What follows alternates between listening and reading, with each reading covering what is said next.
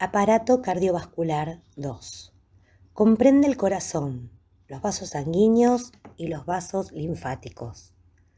Los vasos sanguíneos están organizados de tal manera que la sangre, impulsada por el corazón, alcance con rapidez la red vascular capilar dentro o cerca de los tejidos de cada parte del cuerpo. En los capilares ocurre un intercambio bidireccional de líquido entre la sangre y los tejidos. El líquido, llamado filtrado sanguíneo, lleva oxígeno y metabolitos a la pared capilar y en los tejidos estas moléculas se intercambian por dióxido de carbono y productos de desecho.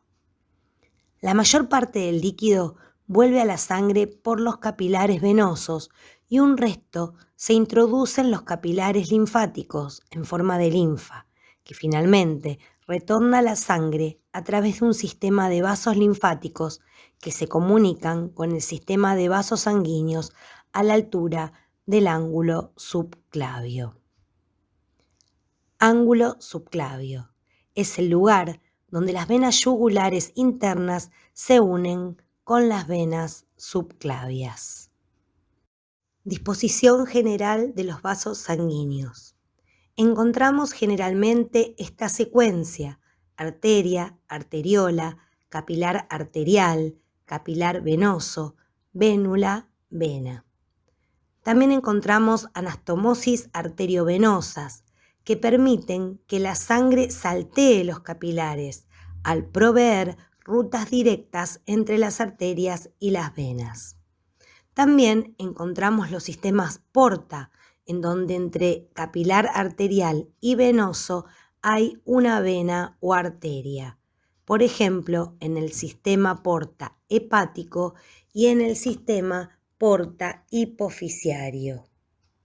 Arterias y venas. Las arterias grandes están compuestas por fibras elásticas de elastina, son flexibles. Las arterias medianas están compuestas por fibras musculares, tienen más músculo liso y menos elastina. Las venas están compuestas por músculo liso y son rígidas. Las venas de las extremidades contienen válvulas que aseguran que la sangre fluya en una sola dirección de retorno al corazón contra la gravedad.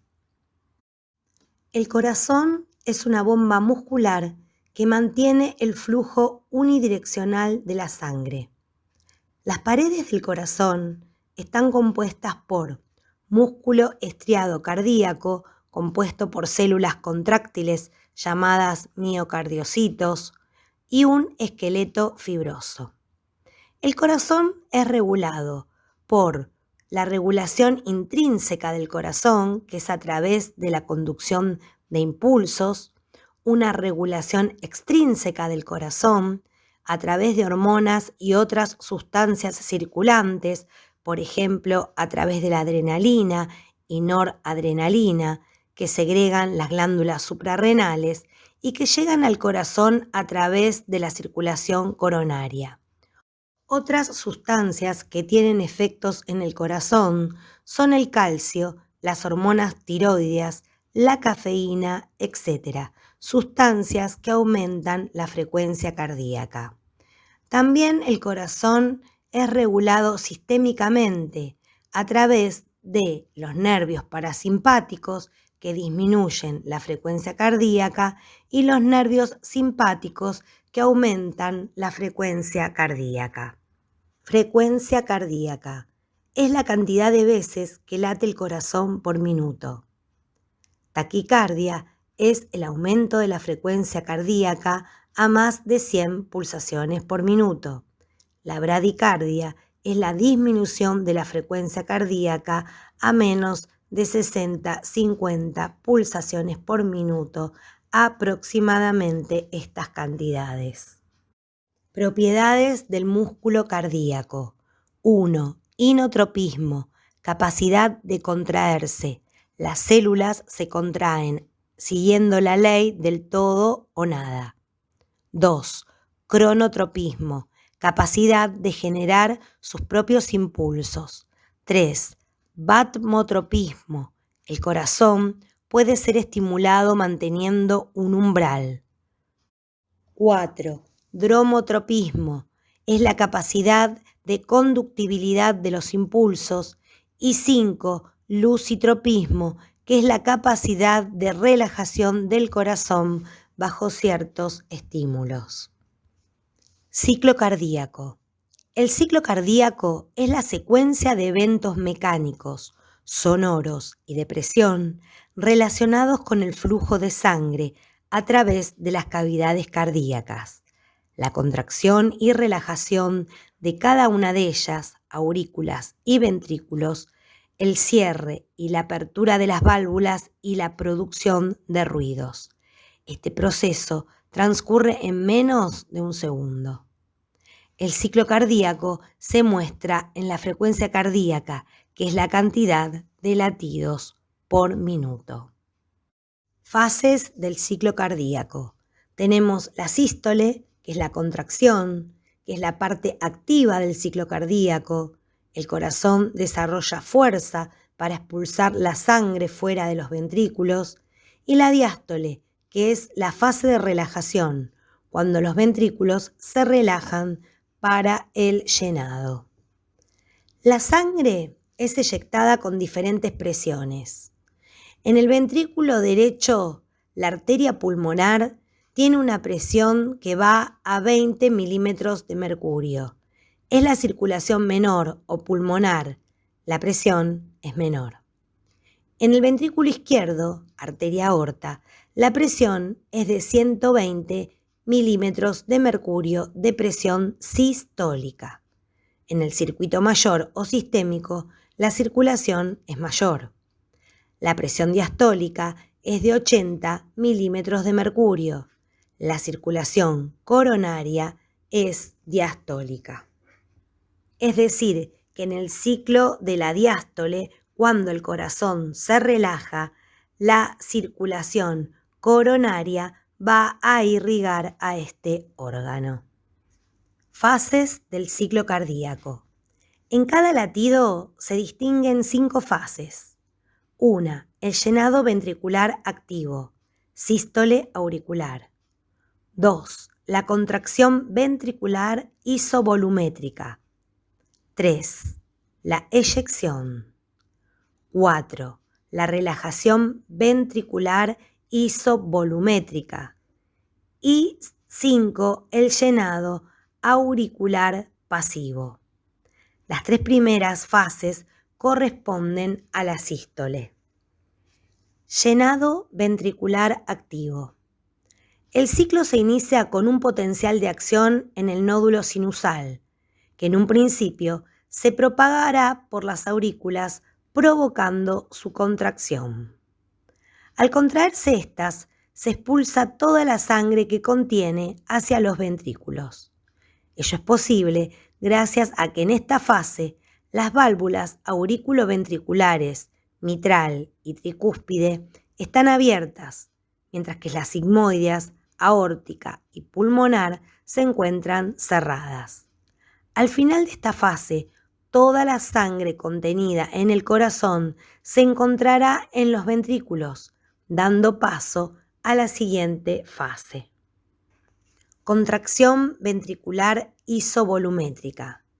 La onda de despolarización llega a los ventrículos que en consecuencia comienzan a contraerse.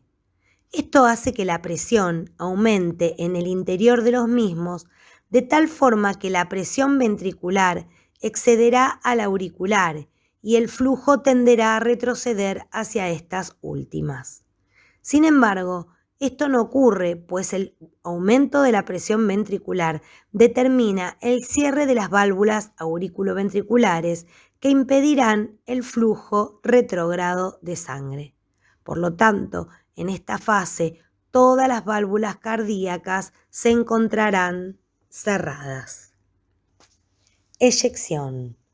La presión ventricular también será mayor que la presión arterial en los grandes vasos que salen del corazón, tronco pulmonar y aorta, de modo que las válvulas sigmoideas se abrirán y el flujo pasará de los ventrículos a la luz de estos vasos.